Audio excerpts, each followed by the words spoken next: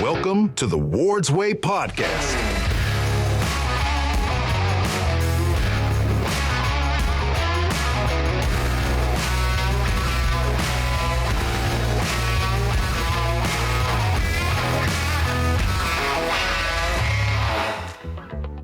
Welcome, everybody, to the Ward's Way podcast, where we're going to share lessons learned with industry leaders. And we are 75 years old, just getting started. And today, I don't like that. I got to redo it. Welcome to the Ward's Way podcast, everybody. Welcome to the Ward's Way podcast, where we're going to share lessons learned with industry leaders. We are 75 years strong, but we're just getting started. And today, I am so proud and honored to have with me Ward Eshleman, who's not only the founder of our company, but the founder of me is my father. And we're going to start with how we came up with the Ward's Way. So welcome, Ward. Thank you. And you probably don't know, I think I said it to you, that you probably didn't know you coined this phrase indirectly, the Ward's Way. You know, when you mentioned it, I had forgotten years ago in running the service department, I had made it clear to our technicians that there were two ways to do things. Yep.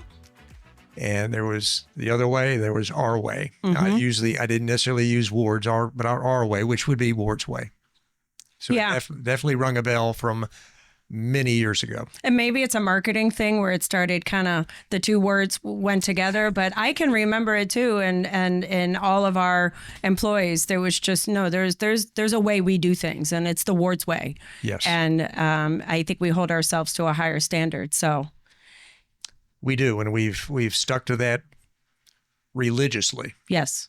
What made you stick to that? What made you? So today we're talking about, we're really excited about our 75th anniversary, and we're going to be talking with so many wonderful industry leaders about lessons learned, and so talk to me about that. What made you strive for the best and to be the best?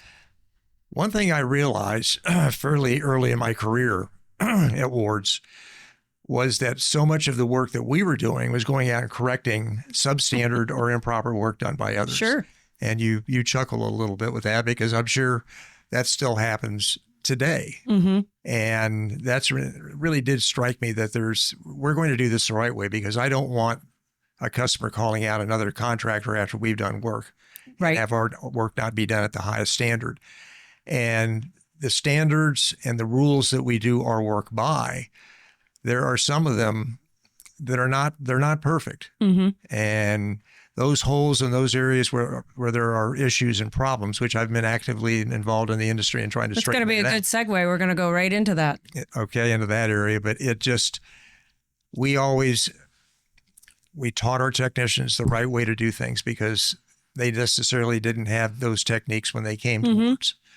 So we've always been big on education and self-training. Mm-hmm. Through the years, which we still are and will continue to be, I know. So we talk about, let's talk about that. So one of the things I've always heard since my tenure here, and by the way, remember, these were our offices. So, our guests probably don't realize this, but my mom and I were in this office, and you and Granddad were kind of on the other side of this wall that doesn't exist right now. But I remember always hearing about ABYC, American Boat and Yacht Council, and that you didn't have to be ABYC certified to start here, but you had to be to continue to work here. But I'd like to even go further back to, when were those standards established? When were the certifications established? And talk to me about that, because I know that you were very integral in all of that, getting that done. The educational program for ABYC is a relatively new, compared to the age of ABYC, is relatively new. ABYC was founded roughly, believe it or not, right around the same time that Ward's Marine Electric was founded, probably a little bit earlier. Mm-hmm. I don't remember the exact date, but a little bit earlier than 1950, which was our... Well, they just celebrated a big anniversary. I feel like... so maybe that was their 70th. I want to say I think it was their 70th. So maybe I'm wrong there. They're a little bit younger than us. I would hate to cheat and Google, but I could. But they're close to the same age. They are the same age. We'll leave it at that. And when I got involved in ABYC, there was not an educational program, and I spent a lot of time with the president of ABYC, Lyle Gray at the time, and then his successor, or John Adey, or one of his successors, about we really need to educate the industry. Mm-hmm. We have the standards, which the American Boat Yacht Council standards are standards that we utilize and the industry utilizes. Is not just electrical standards. There are many other standards for building vessels and building and maintaining vessels. And we use the ABYC standards where we are doing work on board a boat that is not classed in any way by a typical classification society like the American Bureau of Shipping, ABS, or LR, Lloyd's Register. Then we must abide by the rules that they have. And they actually will defer to ABYC if they're silent in certain areas. But I felt at a point in time, and I don't, to give you an exact date, I'm going to say these programs were established probably back in the late 90s. Mm-hmm. The education. That's what I was going to say. And the first was the Marine Electrical Technician Certification, BASIC, Mm-hmm. which I was on the panel that developed the test and the program for that. And that got things moving. And since then, ABYC is, I don't know how many certification programs there are now. There are 3 within the electrical division of ABYC: basic electrical, advanced electrical, and marine corrosion, Mm-hmm. which I was very involved in the panels with all 3 of those and developing the test protocol and actually upgrading the test through time. But I felt it was good for the industry, not just Wards, but the entire industry, to have these certification programs. And ABYC has done a wonderful job, and a lot of volunteers have been involved in that. It's a program I think is very well respected within the industry. It's well respected within the courts, which at some point in time seem to make their way into things. Yes, we all have to deal with. So, but I'm very proud of that. And ABYC has done a wonderful job of keeping that program going and growing it and maintaining it. Well, and you should. And that's what we're here to talk about as far as leadership. It's one thing to say, we're going to do it our way. And, we recognize that we're having to go out to boats and clean up other people's messes. But it's another thing to say, wow, the industry is really behind and really could use this education. And in a way, it almost was training our competition to work at a level. But that's what true leadership does. And I think it does raise the standard for South Florida, for all businesses that participate in that these yachts have many places and options that they could go, but they want to come to a place where, it's certified that the whether it's the electrical technicians or the diesel mechanics that they're working under an education certification process so that they're getting the proper work done. It is important. And when you use the term they, that encompasses quite a bit because you've got the ownership of the vessels involved. And vessels that have crew, captains and engineers and others, gives them peace of mind to know that there are standards and rules that must be complied with by companies that are doing the work. Well, one of the things we always talk about is safety is number one, then customer satisfaction after that. If we make your boat safe, we're going to feel comfortable. You're going to feel comfortable and confident, and that will turn into customer satisfaction. But our number one, even if you're unhappy, we're going to make the boat safe. Yes. We have, as you well know, we have run into times where customers have tried to get us to take a shortcut, so to speak, and we refuse to do that. Correct. Because it wasn't in compliance with an existing standard. Right. But that shows a lot of leadership, and sometimes we've lost customers, but I think over the years we've gained more than we've lost. Yes. So talk to me also about ABYC. So in addition to developing the education program and the pilot test, which I think all of our technicians had to take, and I remember you walking around at the time and saying, y'all better do well because we're the pilot program, and everybody did, obviously. But I think it was 100% of all of our employees passed the pilot test and with flying colors as well. But also you were chairman of several committees, subcommittees, and then chairman of ABYC. I've been a member of ABYC since, this is going to be an approximation, also probably the late 80s. Okay. And have served on the committee that I've been on the longest is the electrical. That's when I came into ABYC. That was the committee that I got involved with. and I have served through the years as the vice chairman of that committee. I have been the chairman of the committee. Recently, had to leave that position due to some health issues, but have been the longtime chairman of the committee. And you're still the past chairman. I'm still a past chairman. I'm still a member of the committee, what they call member emeritus. And I've also served as chair of many subcommittees of the electrical committee. I'm also on a committee called the Electrical Component Committee. I'm a member of that committee. I have not been a chairman of that. I have been a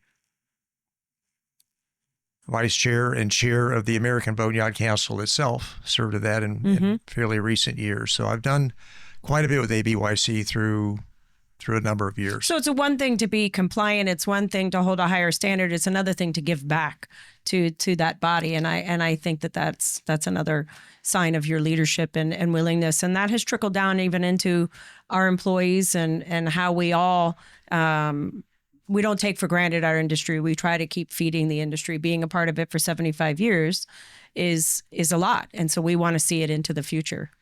Well, we've always been very proud of that relationship with ABYC, and we actually get a lot of calls from people for helping out with interpreting competitors, interpreting the standards themselves, because sometimes you need that.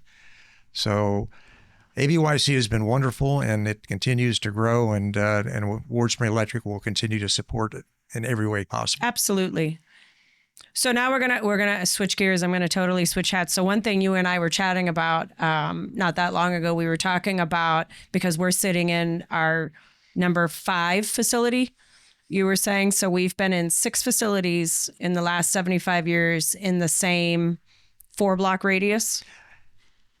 And so 4-block radius is probably pretty accurate. It's a very tight area that we have all of our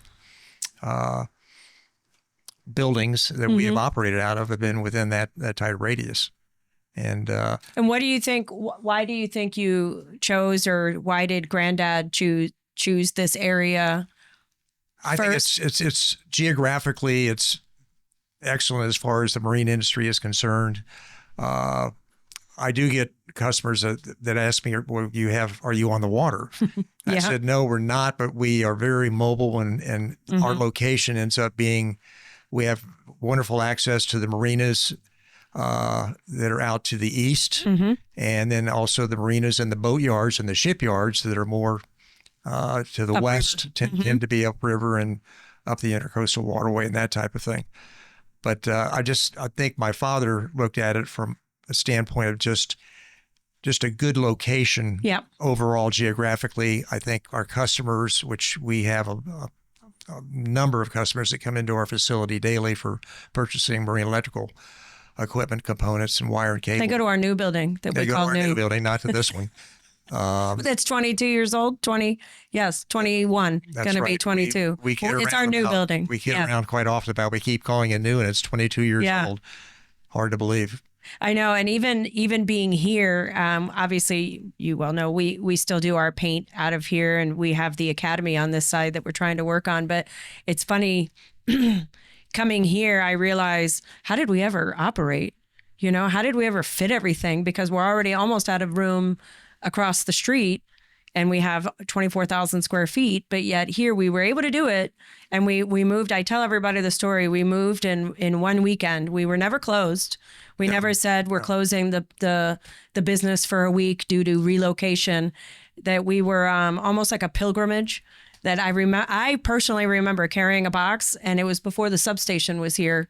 And we all were like walking at 5:00 when we closed here on a Friday. We walked across with our stuff across the railroad tracks and started right on Monday. And that in and of itself is a testament also to our team and the culture, that everybody was very excited about, our upgrade and having this new room and ability to grow the business. I think that was one of your biggest reasons for wanting to do the expansion. We were so in need of more space. On every part of the company needed more space. I'm sure you heard me mention I laugh at time to time when we would have to move inventory outside of the warehouse area, which was actually mainly on this side This of side. the building. This is really two buildings that are combined. When we originally moved in, there was just one, which was owned by Gold Coast Marine Distributors, and that was next door to the building we're in right now. But the buildings are virtually adjoined to each other with a garage door pass through. And we purchased the building from Gold Coast Marine Distributors, and then found out after not too much time that we needed more space. So we were actually able to buy the property where the building we're in right now exists, and Duncan Edward Hardware, a longtime Marine hardware store. And we built basically a duplicate. This building is a duplicate of the one that's just to the south, 630. So this is at 620 Southwest Flagler Avenue, and the other's at 630 Southwest Flagler. But we quickly outgrew this. I mean, it was a tremendous boon to, especially from an inventory standpoint. We doubled our office space. That was important. But it was really the inventory. The sales of the company had grown. That was a very strong part of the company. Still is. It still is, and very strong. And the company was not founded with that. It was strictly a service company when my father started it in 1950. And we moved into sales. He had the foresight to see, well, boy, maybe there's something with this. We have people asking all the time about parts. And so we moved into sales many years ago, and that has grown tremendously and is a very strong part of the company.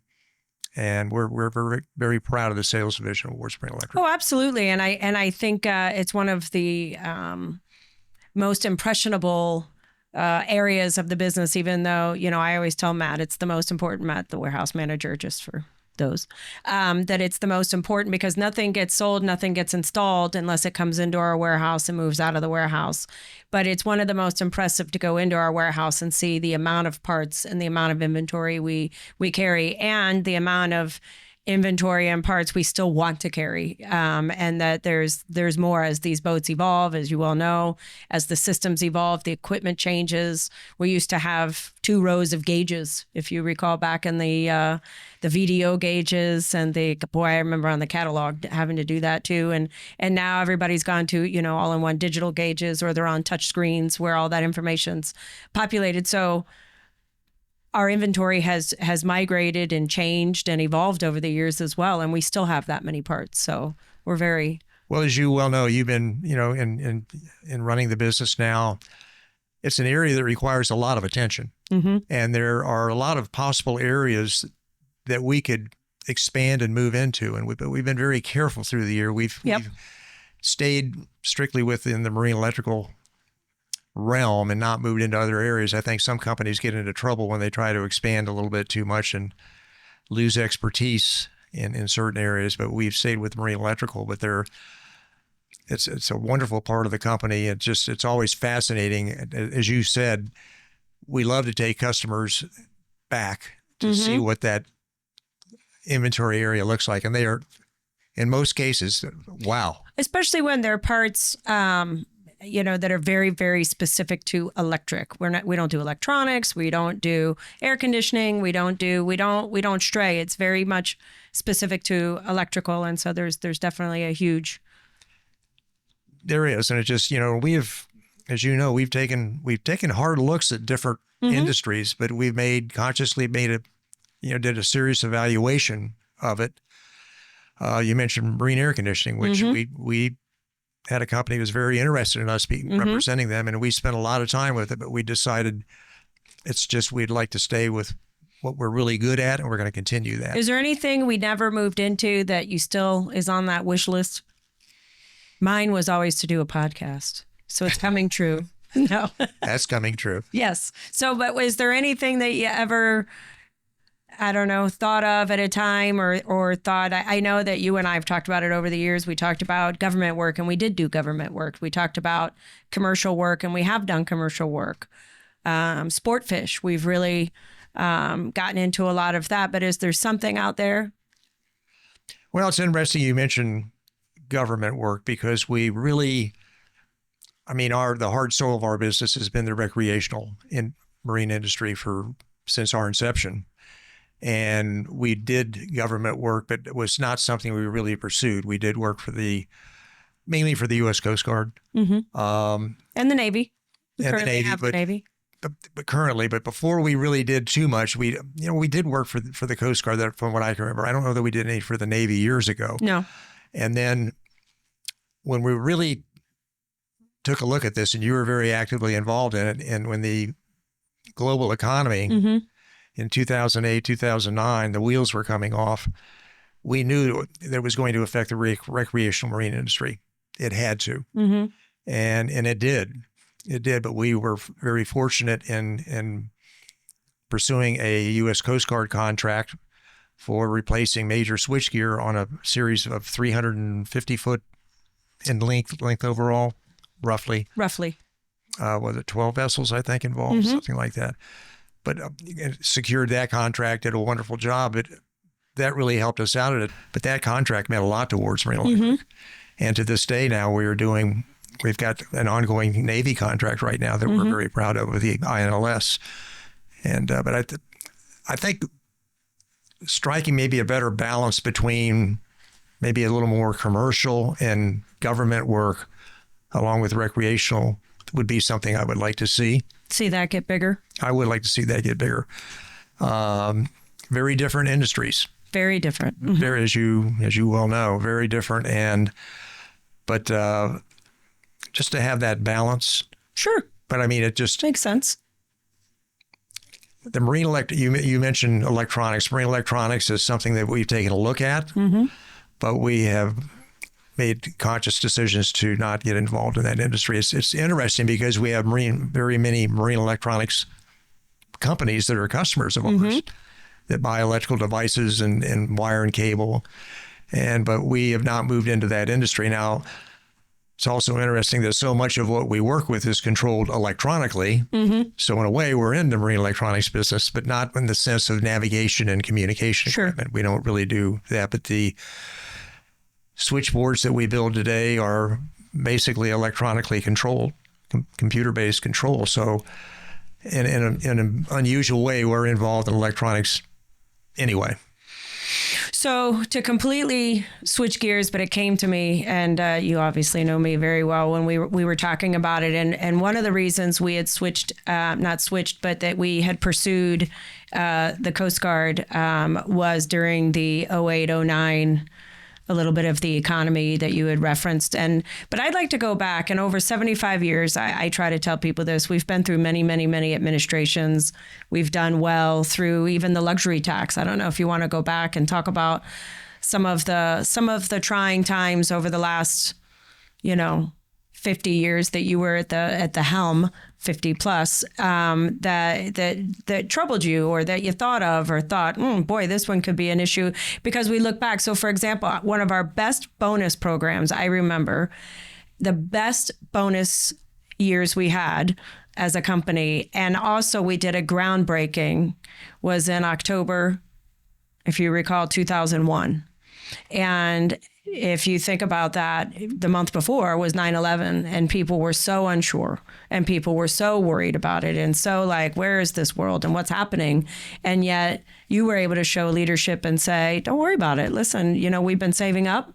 We're going to talk about this. We're going to, in fact, not only are you getting a bonus, but we're building a new building and we're going to do it. And I feel like that shows also the Ward's way.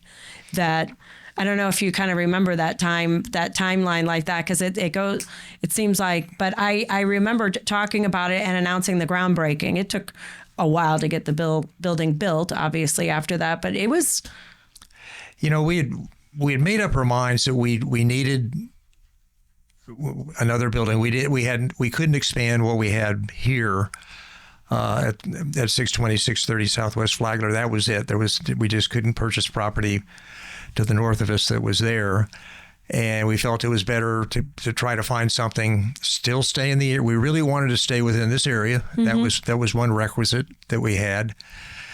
But just much more space, and build something that the company wouldn't have to be concerned with relocating again or expanding, in the relative near future. And that's, we had a lot of help from our longtime architect, Craig Berry. And he's the one that actually found the properties that were available, which are only a block away from here, just to the west. But you're right, it was those were trying times, but we had made up our mind. I have kind of an interesting side story. There was a longtime Venezuelan yacht owner named Jack Oriole that we had done a lot of work through the years. I don't know if you remember Jack or not. Mm-mm. I can't remember the name of the boats really that he had, but he came to visit us at the new facility not too long after we had moved in, and he was kind of a character. I take that back, more than kind of a character. I was going to say, a real character. A lot of owners are, real characters. Yeah. But we had done a tremendous amount of work for him, and he had an unbelievable temper. But he wanted to come and see the new facility, and I can remember meeting with him in my office. And Trudy, I think, who's here as part of this. Trudy's my mom. She's our CFO. CFO, yes. Longtime CFO of the company. And Jack came in with his wife and met with Trudy and I. And his first comment was, "What did you do, win the lottery?" Oh. I thought, well, Jack, no, we saved our nickels and pennies and dimes, and we bought this and we own it and we've developed it and we're very proud of it. I will never forget that.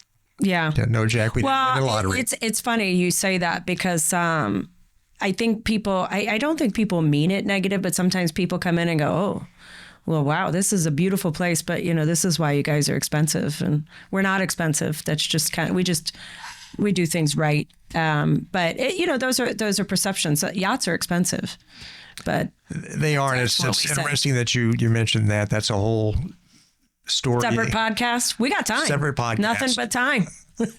But go back to the politics side. So I know we went through kind of the 9/11s, and I know we had that financial crisis in the 2000s, but what about some stuff in the 80s, or were there times in the 90s? I know, like I said, with the luxury tax, were there any times that you were really worried that the marine industry is not going to be what it is today? And my father, during some of those times, was actively involved, and we were concerned with the luxury tax, with the fuel crisis. Mm-hmm. There were actually two that weren't that far apart, because that obviously affected every industry. Sure. And the recreational boating and yachting industry really got hit very hard. Mm-hmm.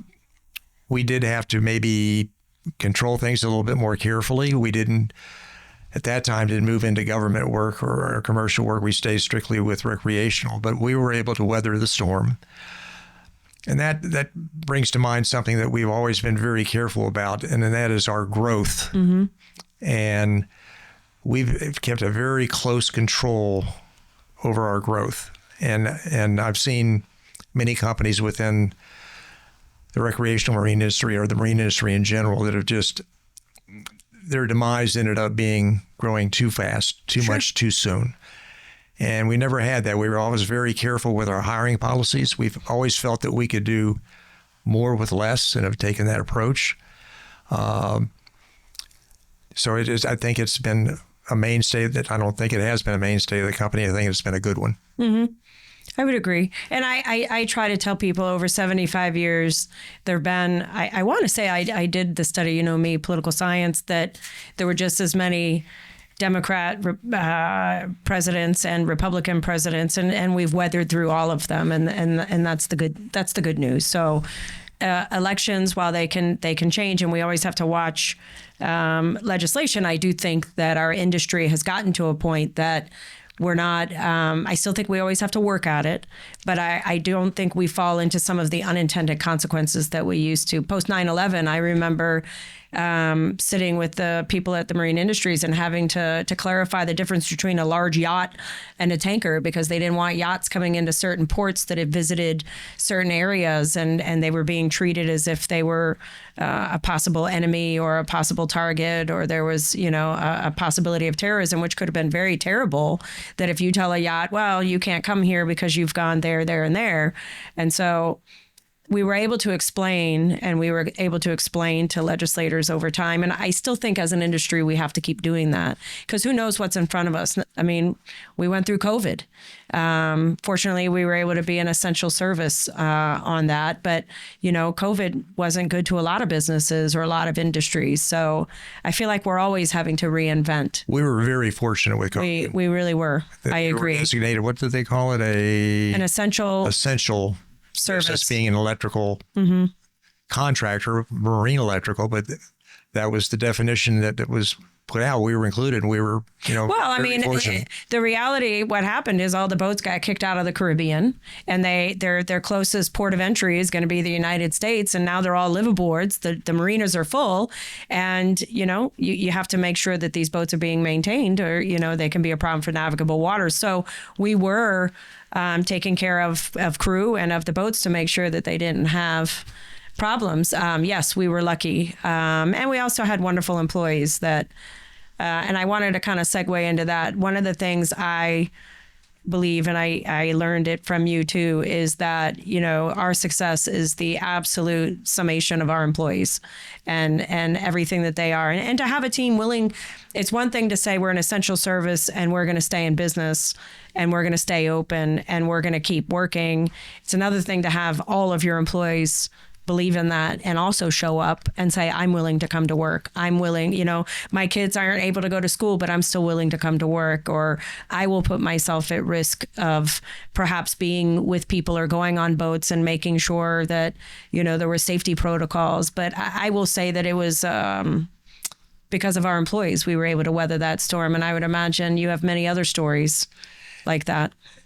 Our employees are everything. Everything. And agree. I think we've mentioned at least once during this conversation our bonus program, and that has been in existence. My goodness, I don't know exactly how long, since 1990s. I want to say it was it was in the 1990s. I want to say.